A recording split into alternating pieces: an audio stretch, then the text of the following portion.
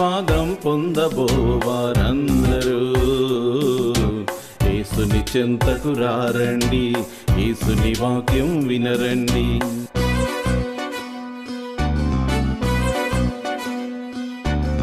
ఆశీర్వాదం పొందబోవారందరూ యేసుని చెంతకు రారండి, యేసుని వాక్యం వినరండి.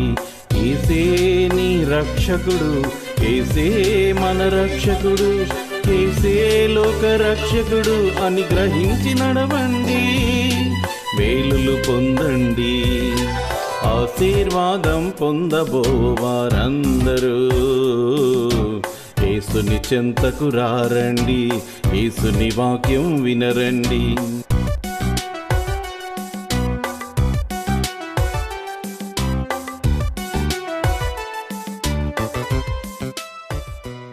ప్రియమైన టీవీ ప్రేక్షకులందరికీ మా సింపాల్స్ గ్రేస్ లూథరన్ సంఘము రాజమండ్రి వారు అందించుతున్న అందరికీ ఆశీర్వాదం అనే టీవీ ప్రోగ్రాం తరపున ప్రత్యేకమైన వందనములు తెలియజేస్తున్నాం. ఇప్పుడు మా సంఘ కాపరి, మా ఆత్మీయ తండ్రి గారైన బ్రదర్ సుందరాజు పైడిమల్ల గారిచే వాక్య సందేశమును విందాం. క్రీస్తునందు ప్రియమైన నమ్మకమైన దేవుని బిడ్డలారా, దేవుని ఆత్మలారా, మీ అందరికీ మన రక్షకుడు, మన ప్రభు అయిన యేసుక్రీస్తు వారి ప్రశస్త నామమున శుభములు, నా నిండు వందనాలు తెలియచేసుకుంటున్నాను. ప్రియులారా, వారం వారం మా టీవీ ప్రసారాలను వీక్షిస్తూ మాతో మీ అనుభవాన్ని పంచుకున్న ప్రతి ఒక్కరికి టీవీ పక్షంగా ప్రత్యేకమైన వందనాలు తెలియచేసుకుంటున్నాను. దేవుని బిడ్డలారా, ఈరోజు ఒక ప్రత్యేకమైన వర్తమానంతో మీ ముందుకు రావడం జరిగింది. ఇది పరిశుద్ధాత్మ ప్రేరేపణతో మీకు తెలియచేయటం జరుగుతుంది. ప్రతి ఒక్కరికి కూడా మరణం అంటే చాలా భయం. మరణానికి భయపడని నరుడు ఉండడు. యేసుక్రీస్తు ప్రభు ఈ లోకానికి వచ్చిందే మరణ భయాలు తీసివేయడానికి. ఇప్పుడు మీకు ఈ విషయం మీకు ఎందుకు చెప్తున్నానంటే, చాలామందికి తెలియని విషయాలు ఈ రోజున పరిశుద్ధాత్మ దేవుడు బయలుపరుస్తున్నారు. ఏంటంటే, ఎవరైనా మరణిస్తే, ప్రత్యేకించి క్రైస్తవులు మరణిస్తే పరలోకపు పిలుపు, మహిమ ప్రవేశం ఇలాంటి హెడ్డింగ్స్తో ఫ్లెక్స్లు వేయడం, కార్డులు ప్రింట్ చేయించడం ఇలాంటివి చేస్తూ ఉంటారు. ఇది మనం చూస్తూ ఉంటాం. ప్రియమైన దేవుని బిడ్డలారా, ఇది చాలామంది వాడుతూ ఉంటారు. పరలోక పిలుపు అన్న పదం వినగానే చాలా భయం వేస్తూ ఉంటుంది. మార్క్స్ వార్త 10వ అధ్యాయం 49వ వచనంలో ఒక విషయాన్ని మీకు తెలియచేస్తాను. అప్పుడు యేసు నిలిచి వానిని పిలువుడని చెప్పగా, వారా గురిడి వానిని పిలిచి, ధైర్యము తెచ్చుకొనము, ఆయన నిన్ను పిలుచుచున్నాడు, లెమ్మని వానితో చెప్పిరి. ఈ వాక్యాన్ని నేను ఎందుకు చదివించానంటే, ఒక సంవత్సరం క్యాలెండర్లో ఓ పేజీలో ఈ వాక్యాన్ని ప్రింట్ చేశారు. ఏమి ఇంత కాదు, జస్ట్ ధైర్యము తెచ్చుకొనుము, ఆయన నిన్ను పిలుచుచున్నాడు అనే ఒక వాక్యం వేశారండి. ఒక సహోదరికి ఆ వాక్యం చదవగానే గుండె జలదరించిందంట. జనరల్గా అది చదువుతాం, యేసుప్రభు వారు గుడ్డివాని కొరకు పీల్చాడు అనేది అందరికీ గ్రహిస్తాం. ఇక్కడ ఈమెలో లోకస్తురాలు గనుక భయం వెంటాడింది. ఏంటంటే, ఎక్కడ ఏ ఇంట్లోకి వెళ్ళినా క్యాలెండర్ ఉంటుందంట. అప్పట్లో ఇన్ని క్యాలెండర్లు ఉండేవి కాదండి. ఒక క్యాలెండర్లో రిలీజ్ చేస్తే అందరూ దాన్నే వాడుకునేవారు. ఇప్పుడైతే విరివిగా ప్రింటింగ్ ప్రెస్లో అందుబాటు రేట్లో ఉంటున్నాయి. ప్రతి సంఘం, ప్రతి చర్చి కూడా ఏదో ఒక క్యాలెండర్ వేస్తూ ఉన్నారు. అంచేత ఇంటికి ఒక్కొక్క క్యాలెండర్ చొప్పున ఉండొచ్చు. అప్పట్లో ఒక క్యాలెండరే ప్రతి ఇంట్లో ఉండేది. ఈమె ఏ ఇంటికి వెళ్ళినా ఆ నెల ఆ వాక్యం ధైర్యం తెచ్చుకుని ఆయన నిన్ను పిలుస్తున్నాడు అన్న పదం విని గుండె జలదరించేదట. ఏ ఇంటికి వెళ్ళినా ఆ వాక్యమే కనబడుతుందట, గుండె జలదరించేదట. అంటే ఇదే నీకు లాస్ట్ డే అన్నట్టుగా భయం ఆమెలో ఆవరించింది. ఒక విధంగా యేసుప్రభు వారు అలాంటి భయాలు తీసివేయడానికే వచ్చారనే సంగతి మర్చిపోయింది. లోకస్తులకి ఇదే భయం. బైబిల్ని ఒకవైపే చూస్తారు అందరూ. బైబిల్ని ఒకవైపే చూసి పరలోక పిలుపు, మహిమా ప్రవేశం ఇలాంటి పదాలు వాడతారు. కానీ అది చనిపోయిన వాళ్ళకి వాడతారు, బతికున్న వాళ్ళకి వాడరు. బైబిల్ని ఒకవైపు చూస్తే ఇలాంటివి కనిపిస్తాయి. బైబిల్ని ఇంకా రెండో కోణంలో చూస్తే, ఇంకా లోతుగా వెళ్తే చాలా మర్మాలు బయటకు వస్తాయి దేవుని పిల్లారా. అందుచేత మీరందరూ చాలా జాగ్రత్తగా వినాలి. ఒక సందర్భం చెప్తాను. ఏంటంటే, అమెరికా కనుగొనక ముందు సముద్ర ప్రయాణం చేసుకుంటూ క్రీస్తు 1000 సంవత్సరాల కాలంలో లీఫ్ ఎరిక్సన్ అనే ఒక ఆయన సముద్రం అవతల ఏముందో కనుక్కుందామని ప్రయాణమై బయలుదేరాడట. చివరికి వెళ్తే పెద్ద కొండ అడ్డొచ్చిందట. ఆ కొండ దగ్గరలోకి వెళ్ళడానికి కూడా చాలా సాహసం చేయవలసి వచ్చిందట. చాలా అతి కష్ట ప్రయాణం చేసి సాహసం చేసుకొని ఆ కొండ వరకు వెళ్ళాడట. వెళ్ళి ఆ కొండ తర్వాత ఇంకేముంటుంది, ఇదే లాస్ట్ సముద్రానికి అనుకున్నాడట.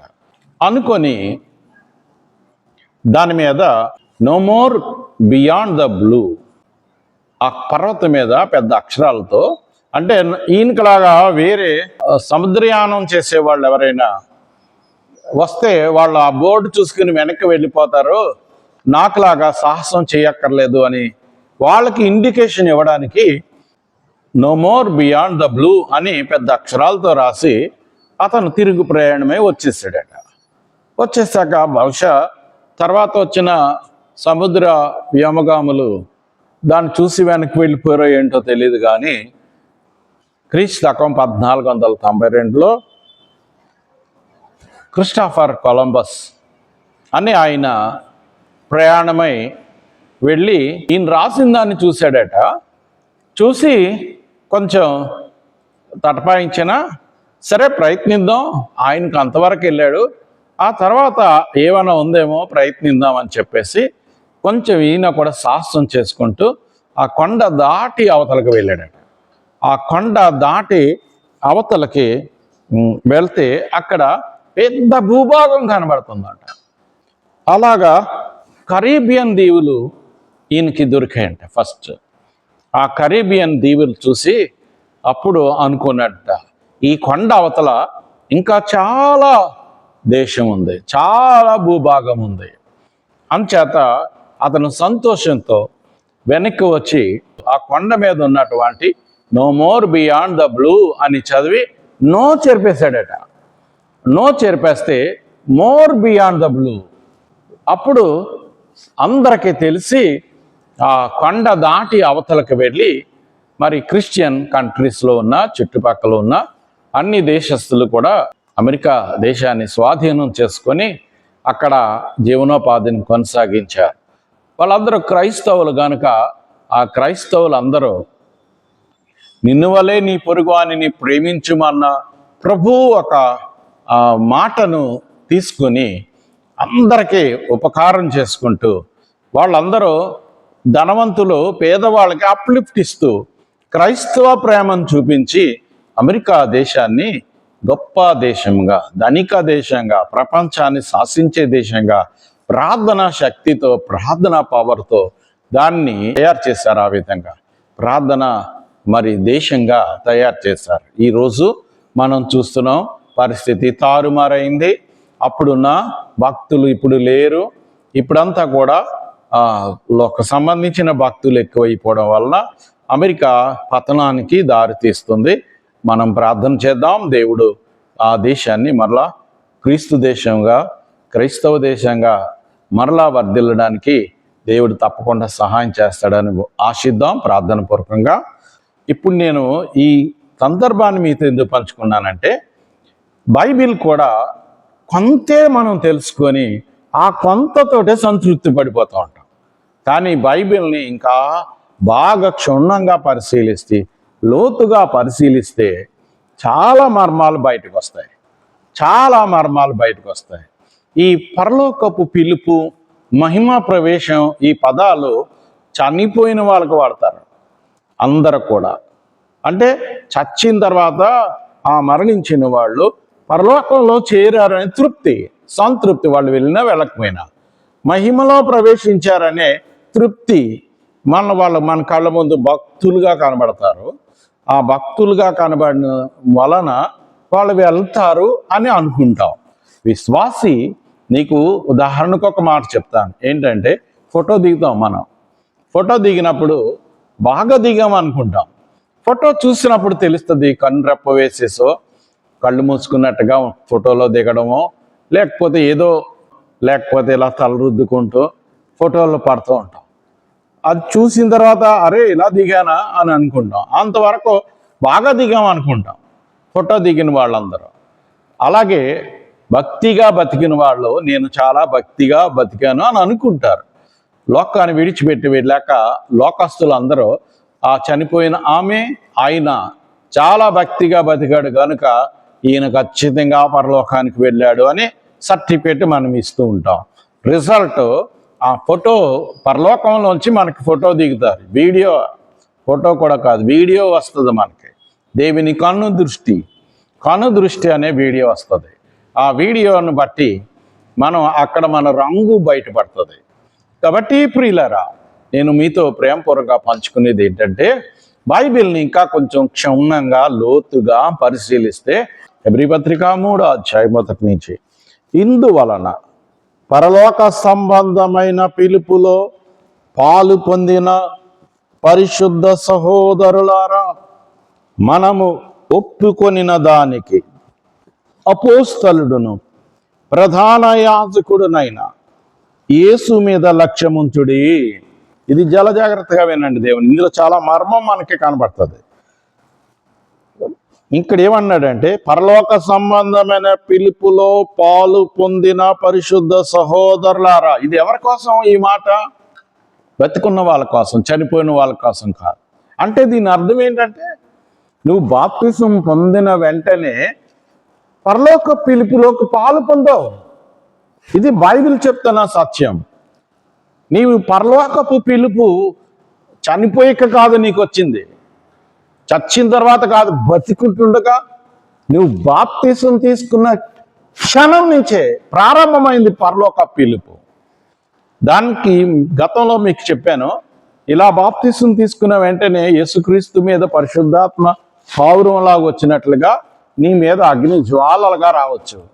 అపోస్తలుల మీద అగ్ని జ్వాలల వంటి విభాగింపబడిన అగ్ని జ్వాలల వలె విభాగింపబడిన నాలుకల రూపంలో అపోస్తలుల మీదకి వచ్చింది.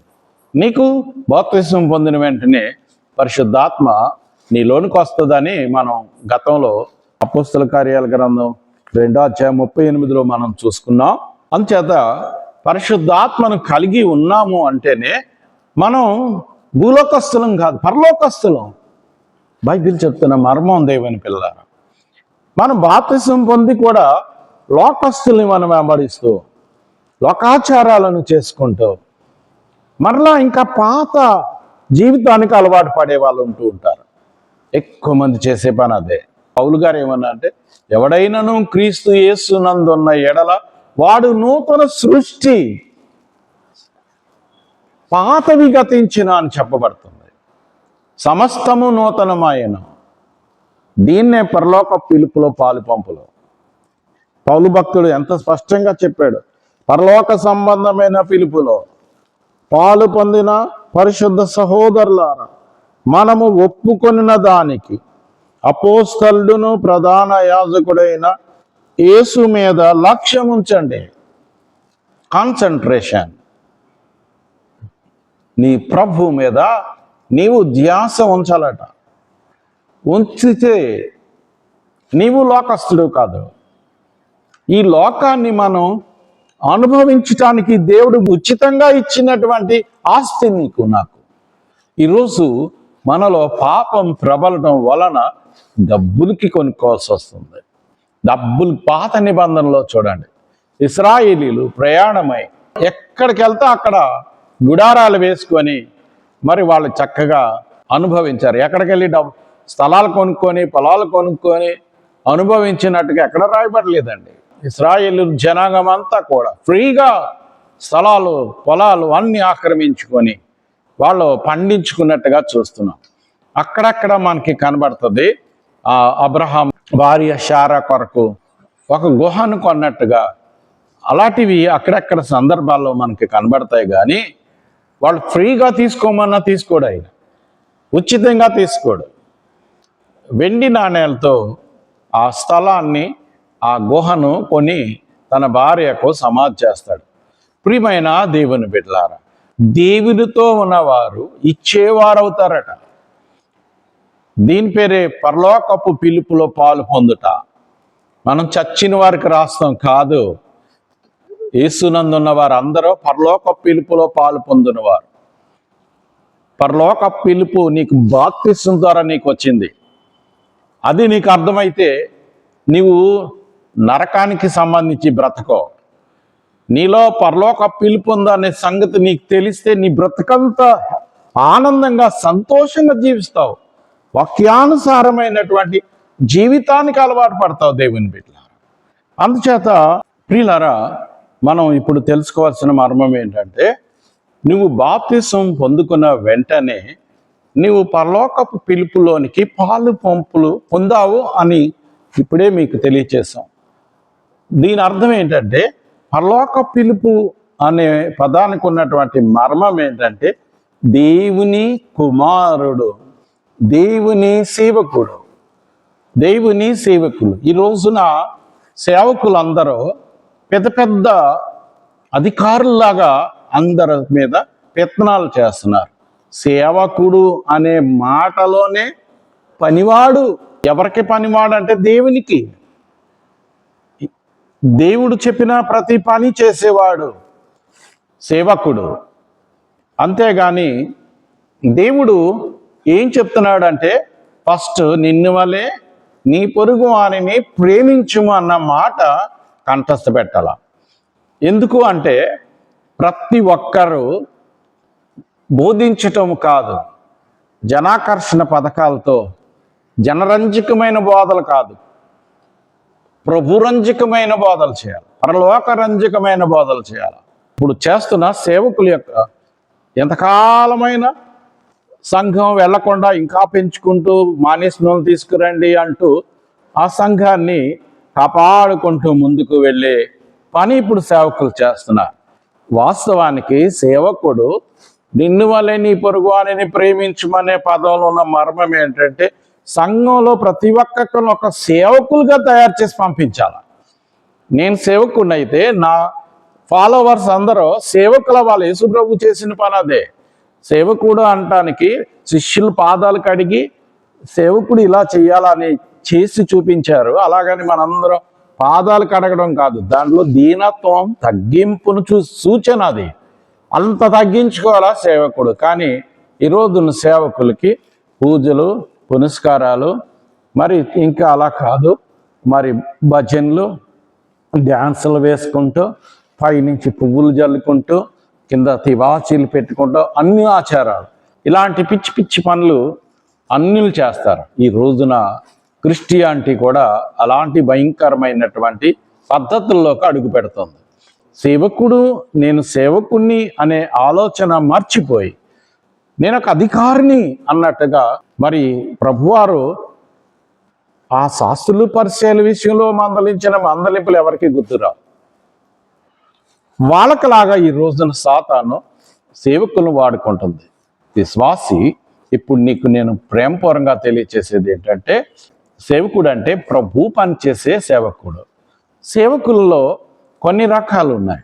ఫస్ట్ రకం ఏంటంటే, పౌలు భక్తుడు కొరింథీయులు రాసిన మొదటి పత్రిక 12వ అధ్యాయము 8, 9, 10 వచనాలు మనం చూసినట్లయితే, ఎలాగనగా ఒకనికి ఆత్మ మూలముగా బుద్ధివాక్యమును, మరి ఒకనికి ఆ ఆత్మను అనుసరించిన జ్ఞానవాక్యమును, మరి ఒకనికి ఆ ఆత్మ వలననే విశ్వాసమును, మరి ఒకనికి ఆ ఒక్క ఆత్మ వలననే స్వస్థపరచు వరములను, మరి ఒకనికి అద్భుత కార్యములను చేయు శక్తియు, మరి ఒకనికి ప్రవచన వరమును, మరి ఒకనికి ఆత్మల వివేచనయు, మరి ఒకనికి నానావిధ భాషలను, మరి ఒకనికి భాషల అర్థము చెప్పు శక్తియు అనుగ్రహింపబడి ఉన్నవి. ఇవన్నీ కూడా సేవకులకి తలకొక పని. ఇది ప్రభు ఇచ్చిన ఉచిత బహుమతులు. ఈ బహుమతుల్ని డూప్లికేట్, సాతాను చేత మోసగింపబడిన వారు కూడా, సాతాను చేత పట్టబడిన సేవకులు కూడా ఇవి వాడుతూ దేవునికి దుఃఖాన్ని కలిగిస్తున్న రోజుల్లో ప్రవేశించాం మనం. కారణం ఏంటంటే యేసుక్రీస్తు ప్రభు వారు ఎప్పుడో చెప్పారు మనకి. మత్తయి సువార్త 7వ అధ్యాయము 21వ వచనంలో మనం చూస్తే, ప్రభువా ప్రభువా అని నన్ను పిలుచు ప్రతివాడు పరలోక రాజ్యములో ప్రవేశింపడు గాని పరలోకమందున్న నా తండ్రి చిత్త ప్రకారము చేయువాడే ప్రవేశించును. ఆ దినమందు అనేకులు నన్ను చూచి, ప్రభువా ప్రభువా, మేము నీ నామమున ప్రవచింపలేదా? నీ నామమున దయ్యములను వెళ్ళగొట్టలేదా? నీ నామమున అనేకమైన అద్భుతములు చేయలేదా అని చెప్పుదురు. అప్పుడు నేను మిమ్మును ఎన్నడను ఎరుగను, అక్రమము చేయువార్లారా నా యొద్ద నుండి పండని వారితో చెప్పుదును. అంటే వీళ్ళందరూ డూప్లికేట్స్ మాట. ఈ డూప్లికేట్స్కి ఒక రోజున రంగు బయటపడుతుంది. ఈ రోజున పరలోకపు వరాలు పౌలు భక్తుడు కొరింథీ సంఘానికి చెప్పిన ఈ వరాలు ఆ రోజుల్లో వాడుకునేవారు. ఈ రోజున సాతాను డూప్లికేట్ సేవకులను తయారు చేసి రేపు అనే రోజున, ఈ రోజున జనరంజకంగా ప్రజలందరినీ మెప్పిస్తున్నారు, సాక్ష్యాలు చెప్పిస్తున్నారు, అన్నీ బాగున్నాయి. రేపు దేవుని ఎదుట ఈ సాక్ష్యాలు, ఈ మెప్పింపడం ఇవన్నీ కూడా బయటకు వస్తాయని. అక్రమము చేయువారలారనే పదం యేసుక్రీస్తు వాడతాడట బైబిల్లో, ప్రభు స్వయంగా చెప్పిన మాట. కాబట్టి ప్రియులారా, ఇప్పుడు నువ్వు గ్రహించవలసిన పని ఏంటంటే, సేవకుడు అంటే ఒక్క బోధలు బోధించి సంఘానికి అధికారి కాదు, యజమాని కాదు. సేవకుడు అంటే తండ్రి పని చేసేవారు. మీకు ఎప్పుడు చెప్తాను, తండ్రి పని చేసేవారు. ఉదాహరణకు అబ్రహాముకు ఒక సేవకుడు ఉన్నాడు, అతని పేరు ఎలియాజరు. ఎలియాజరు ఆ అబ్రహాముకు నమ్మకంగా పనిచేశాడు. ఒక దశలో దేవునితో అబ్రహాము కొంచెం విసుగుతో మాట్లాడుతూ, ప్రభువా నువ్వు నాకు బిడ్డల్ని ఇవ్వలేదు, సంతానాన్ని, నాకు ఎంత ఆస్తి ఉంటే ఏముంటే ఏమి లాభం, ఈ ఆస్తికి వారసుడు నా సేవకుడే కదా, ప్రధాన సేవకుడైన. అంటే ఎలియాజర్ అని రాయలేదు కానీ ఎలియాజర్ అని మనం ఊహించుకోవచ్చు. అతనికి వెళ్ళిపోతుంది కదా అనే మాట వాడారంటే, సేవకుడు కొడుకంతటి వాడుగా ఉండాలి, దేవునికి కొడుకంతటి వాడుగా ఉండాలి సేవకుడు ఫస్ట్.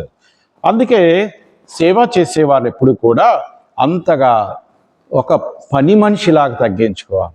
రెండవది ఏంటంటే, సేవలో కొన్ని మర్మాలు చెప్తాను వినండి.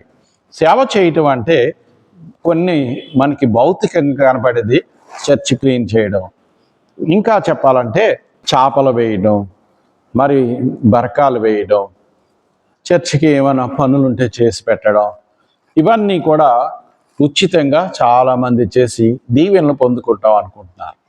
దేవుని పిల్లలారా, సేవలు చేయటానికి ఒక మాట చెప్తాను. తండ్రి అయిన దేవుడు ఎప్పుడు కూడా అబ్రహామును నా సేవకుడు అన్నాడండి. అలాగే యోబు గారి విషయంలో యెహోవా దేవుడు సాక్ష్యం చెప్పేటప్పుడు, నా సేవకుడైన యోబును చూసావా అని 2 3 సార్లు దేవుడు సాతానుతో మాట్లాడతాడు. నా సేవకుడైన యోబును చూసావా. ఇక్కడ సేవకుడు అంటే దేవుడి పని చేసేవారు, అంతేగాని బోధించే బోధకుల్ని సేవకులుగా అనుకోవడం మన ఒక అవివేకం అని నేను అనుకుంటాను. ఎందుకంటే సేవ అనేది ప్రభు పని చేసే ప్రతి ఒక్కరూ సేవకుడే. నీవు ప్రార్థన చేసేటప్పుడు నువ్వు సేవకుడు. మనమేమో ప్రార్థన చేసినప్పుడు అడుగుడి మీకు ఇవ్వబడిన అనే పదాన్ని తీసుకుని లోక సంబంధించినవన్నీ అడిగేస్తాం. పరలోక సంబంధించిన అడిగినప్పుడు ఈ లోకం అంతా మనకి దాసోహం అవుతుందట. ప్రార్థన చేయటం కూడా దేవుని సేవలో ఒక భాగం అని మీకు ప్రేమపూర్వకంగా తెలియజేస్తున్నాను. ఇది పరలోక పిలుపులో పాలిపంపులు ఇవన్నీ కూడా పరలోక పిలుపులు. అలాగే బైబిల్ చదవటం, బైబిల్ చదివేటప్పుడు ఒక సేవకుడిగా చదవాలి. అది బైబిల్ చదవడం అంటే దేవుడు మనతో మాట్లాడడం అంట, ప్రార్థన చేయడం అంటే మనం దేవునితో మాట్లాడడం అంట. ఈ రెండిట్లో కూడా ఒక సేవకుని పాత్ర పోషించాలి మనం. ప్రభువు చెప్తాడు, నా కుమారుడా నీ హృదయాన్ని నాకు ఇవ్వంటాడు. ఆ తప్ప ప్రభు మనకి ఏమీ కోరుకోడు. ఈ మాటలు మీకు రుచిస్తే మరి చెప్పడానికి ఇంకా చాలా విషయాలు ఉన్నాయి. ప్రభు చిత్తం అయితే మరొకసారి కలుసుకున్నప్పుడు ఇలాంటి విషయాలు మనం మరలా ధ్యానం చేసుకుందాం.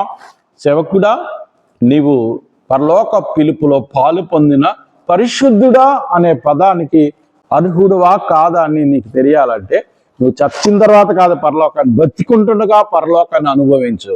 బతికుంటుండగా ఎక్కువ మంది నరకాన్ని అనుభవిస్తున్నారు దేవుని బిడ్డలారా. నరక సంబంధించిన క్రియలు చేస్తూ అన్ని రకాల పాపాలు చేస్తూ భక్తిగా మనం ప్రజల ముందు కనబడుతున్నాం. ఇది నరకానికి సంబంధించినటువంటి జీవితం. ఈ నరక సంబంధించిన జీవితాన్ని తీసేసుకొని పరలోక సంబంధించిన జీవితానికి విలువివ్వండి. పరలోక సంబంధించిన పిలుపులో పాలు పొందిన పరిశుద్ధుడా అనే పదానికి మనం వారసులు అవ్వాలని. మహిమ ప్రవేశం అంటే మహిమ, నువ్వు బ్రతుకుంటుండగా నీలో మహిమ, పరిశుద్ధాత్మ అనే మహిమ నీలోకి ఉండాలి. అప్పుడు చనిపోయిన పేదల ఆదరణి దేవదూతలు వెళ్ళి అబ్రహాము దేవుని కుడి పార్శ్వాన్ని చేర్చినట్టుగా ఉంటే దాని పేరు మహిమ ప్రవేశం, దాని పేరు పరలోక పిలుపు. అంతే విధంగా ఈ లోకంలో నువ్వు ఇష్టం వచ్చినట్టుగా జీవించి ప్రజలకి భక్తుడుగా భక్తురాలుగా కనిపించేసినంత మాత్రాన నువ్వు చేస్తే నీ పేరు పరలోక పిలుపు కాదు, పని పరలోక పిలుపు కాదు, నీకు పరలోక పిలుపు రాదు. అది దేవుని పిలుపు అంతే.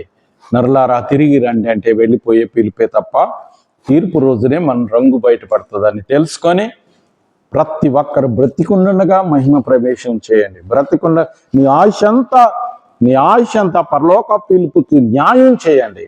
బాప్తిసం నుంచి నీవు ప్రభు పిలిచే వరకు నీవు భూమి మీద పరలోకస్తురాలుగా జీవించి దేవుని మహింపరచండి, మహిమాత్మతో నింపబడండి. ఈ మాటల ద్వారా శక్తి పొందుకొని నిజమైన సేవకురాలుగా ఆశీర్వదింపబడును గాక. ఆమేన్.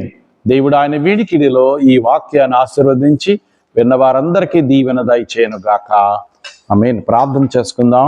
ప్రేమ గల తండ్రి, పరిశుద్ధుడా, నీ పరిశుద్ధ నామాన్ని వెలలేని వందనాలు, స్తుతులు, స్తోత్రాలు చెల్లిస్తూ రక్షక, ఈరోజు విత్తబడిన ఈ వాక్యం దీనిలో ఉన్న మర్మాలందరూ గ్రహించుకొని ఆయన చనిపోయేకే మహిమ ప్రవేశం, చనిపోయేకే పరలోక పిలుపు అనే పదానికి అర్థాన్ని మార్చుకొని బ్రతికుంటుండగానే బాప్తిసం ద్వారా మేము పరలోక పిలుపులోనికి చేరామని హెబ్రీ పత్రిక 3:1 సెలవిచ్చినట్లుగా మేము గ్రహించుకొని ఆ విధమైన జీవితాన్ని జీవిస్తూ అనేకులను నరకాన్ని తప్పించేలాగా మేము నరకానికి వెళ్లకుండా జాగ్రత్త పడే కృపనిమ్మని ఈ ప్రార్థనలు ఏకీపించిన బట్టి ఎవరైనా అస్వస్థత అనారోగ్యంతో ఉంటే యేసునామమున స్వస్థత కలుగును గాక. అలాగే ప్రభువా, అప్పులో ఇబ్బందులతో ఉన్న బిడ్డలకు ఆర్థిక స్థితిని మెరుగుపరిచి మార్గం సరళం చేయండి తండ్రి.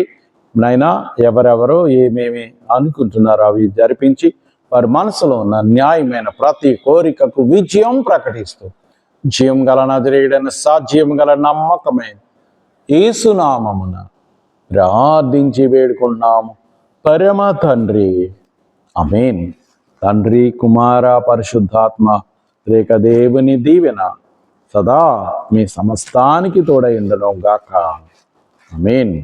ఇప్పటి వరకు వినిన ఆధ్యాత్మిక సందేశం ఆశీర్వాదకరంగాను దీవెనకరంగాను ఉన్నదని మేము విశ్వసిస్తున్నాం. మీ ప్రార్థన అవసరతలు మాకు తెలియపరచగలరు. మా యొక్క చిరునామా brother Sundarraju Paidimalla, care of Shri Sebbeti Lazar గారు, treasurer, Saint Paul's Grace Lutheran Church, Gorakshanpeta, Rajahmundry 533103. మా యొక్క ఫోన్ నంబర్లు 9848628658. మరి యొక్క నెంబరు 9908990978.